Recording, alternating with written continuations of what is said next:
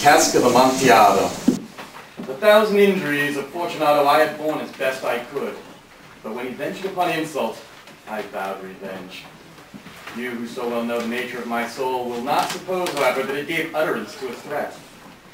At length I would be avenged. This was a point definitely settled. The very definiteness with which it was resolved precluded the idea of risk. I must not only punish, but punish with impunity. A wrong is unredressed when retribution overtakes its redresser. It is equally unredressed when the avenger fails to make himself felt as such to him who has done the wrong.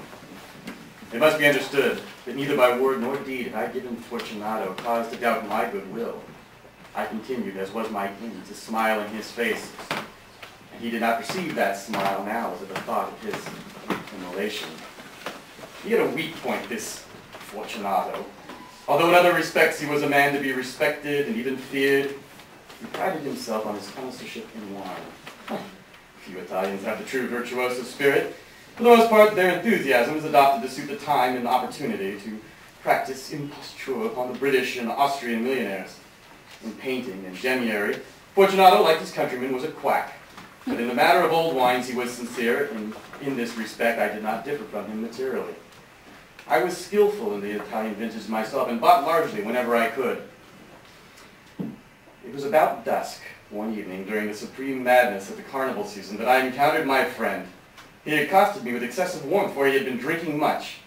The man wore motley. He had on a tight-fitting, party-striped dress, and his head was surmounted by the conical cap and bells. I was so pleased to see him that I thought I would never be done wringing his hand. I said to him, "My dear Fortunato, you are luckily met. How remarkably well you look today. I have received a pipe of Amontillado, but I have my doubts." "How," he said, "Amontillado, a pipe? Impossible.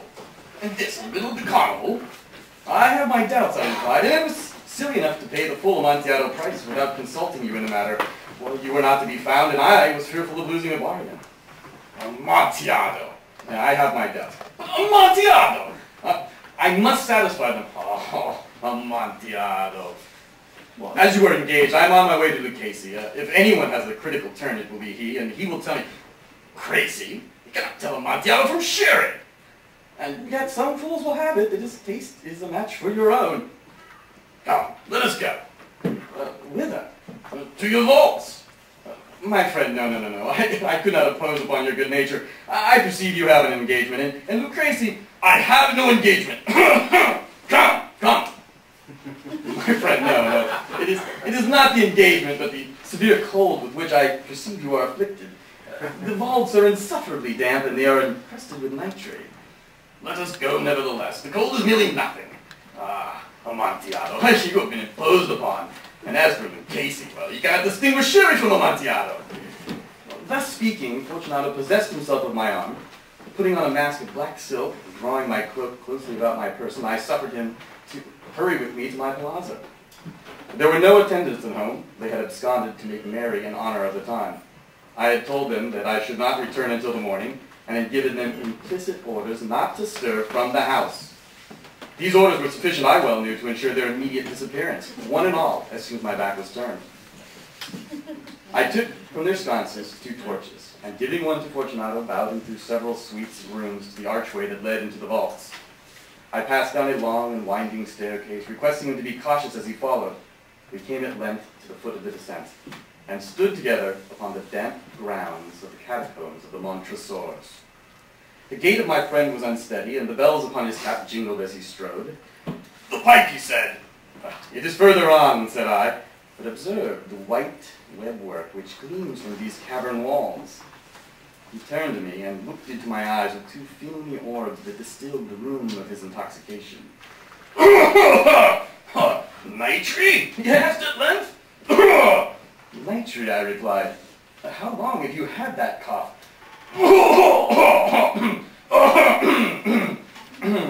My poor friend. He found it impossible to reply for many minutes. "It is nothing," he said at last. "Come." I said with decision, "Look, we will go back. Your health is precious. You are rich, you are respected, admired, beloved. You are happy as I once was.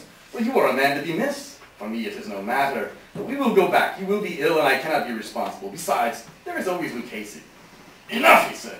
The cough's a mere nothing. It will not kill me. I shall not die of a cough.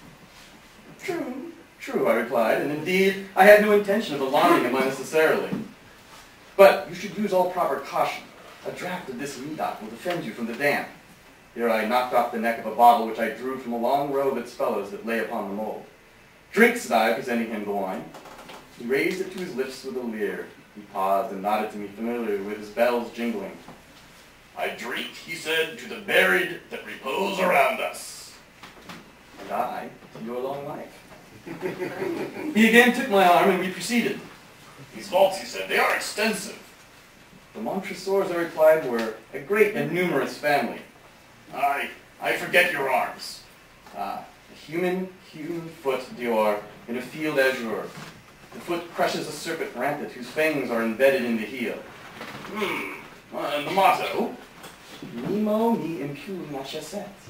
No one who harms me does it with impunity. Ha! Good, very good. The wine sparkled in his eyes and the bells jingled. My own fancy grew warm with the medoc. We had passed through long walls of piled skeletons with casks and puncheons intermingled into the innermost recesses of the catacombs. I paused again, and this time I made bold to seize Fortunato by the arm above the elbow. The night tree, I said, see it increases. It hangs like moss upon the vaults. We are below the river's bed. The drops of moisture trickle among the bones. Come, we will go back ere it is too late. You'll cough.